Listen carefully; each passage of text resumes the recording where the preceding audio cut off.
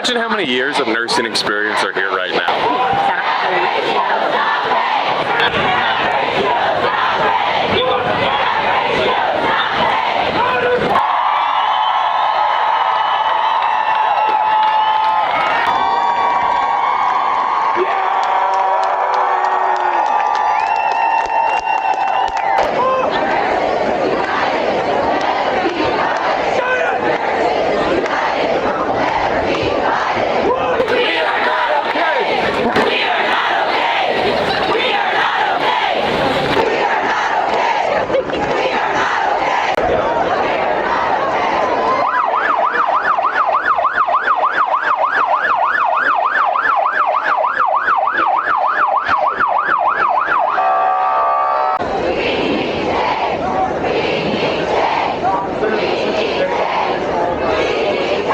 Where are you from? What specialty, and how long have you been a nurse?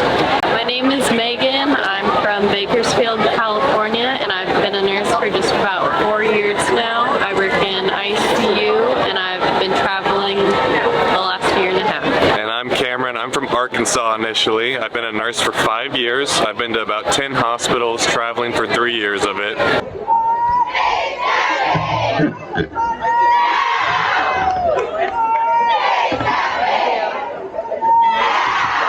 What's on your mind today, and what brings you to this march? I think we've all been kind of fed up with going from being the heroes for a while, being one of the essential workers that still had to go to work. Some people wanted to mandate it, but we also had horrible ratios that even whenever the pandemic started slowing down, they wanted to keep them horrible because it saved them some coin. Yeah, some hospitals that we would work at would actually send extra nurses home and still keep other nurses at a ratio in the ICU just so that they could save a couple of bucks.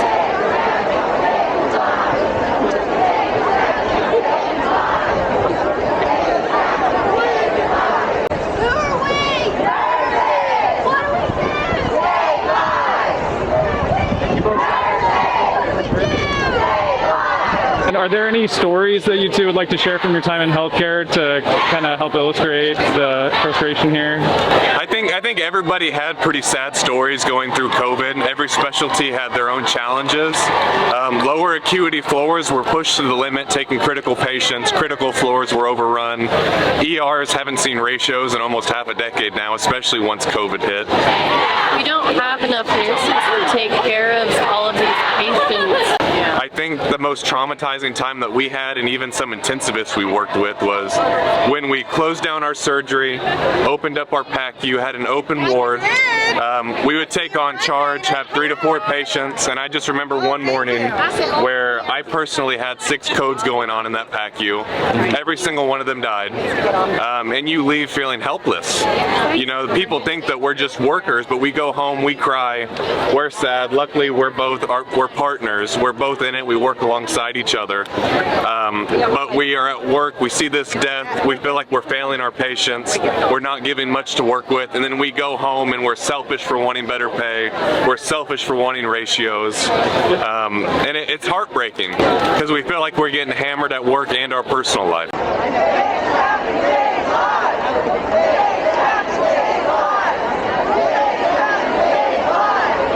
Staffing saves lives, and that's just the bottom of it. You can't cut corners in healthcare like that. No more pizza! No more pizza!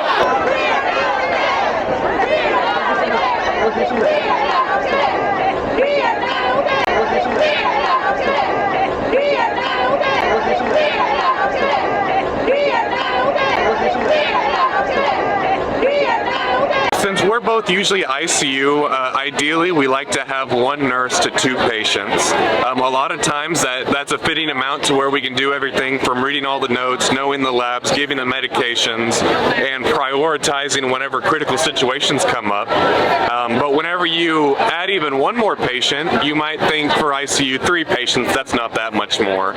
Or step down, 2 more patients out of 4, that's not much more. But imagine being at work and then all of a sudden your boss says, hey, you're going to do 50% more today. You're going to do 100% more. We're going to double your workload with no additional help. And how about we don't give you a break for 12 and a half, 13 hours? Actually, do you want to stay for 16 hours? Do you want to keep this workload for 2 working shifts? And it just makes you feel overrun. And then you stay afterwards trying to play catch up, and then you come back the same day. Yeah. So. And to add to that, whenever a patient, if their heart were to stop beating or if they were to stop breathing, we consider that a code, and that is a very critical moment where hopefully you have a couple more nurses, because one nurse needs to do concussions, one nurse needs to give medications, one nurse needs to be collaborating with the doctor, and someone also needs to record. Somebody needs to be on the machine to shock their heart back to life. So it takes a lot of people in a very critical time, and to add to having more patients with less nurses, then the outcomes are not going to be as good. They're just not.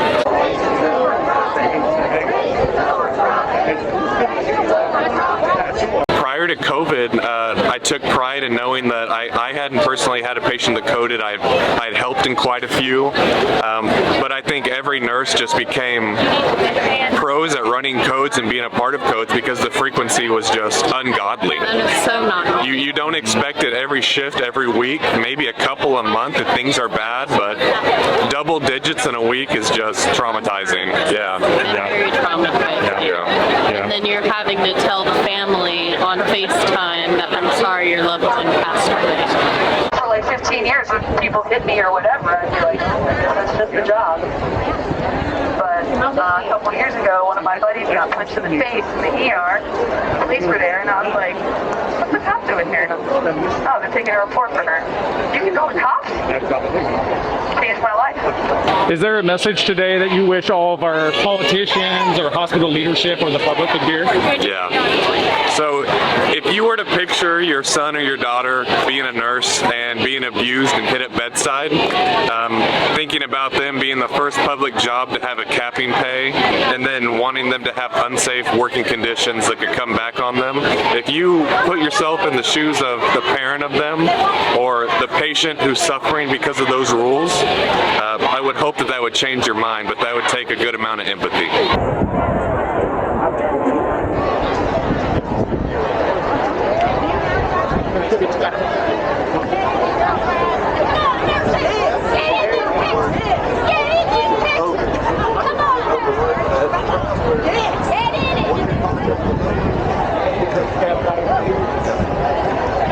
What keeps you in this career, and what are your plans for your career if things don't change?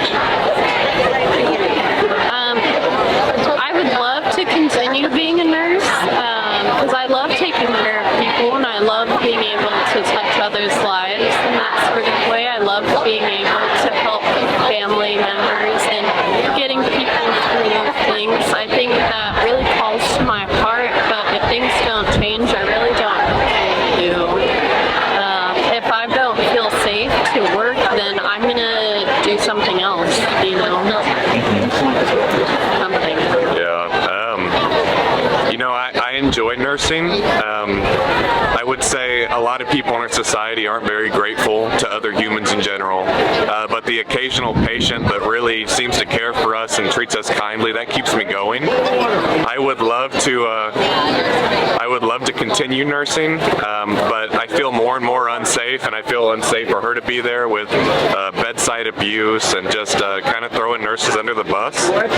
So I could see myself getting into sales rep or something else in the medical field, maybe research, but I think bedside is kind of no longer where I wish to be. And we see a lot more experience leaving the bedside every day. And we have all the baby boomers retiring who are our most resourceful nurses. And now we have new grads that are becoming charge nurse, which is very unsafe. So it's heartbreaking.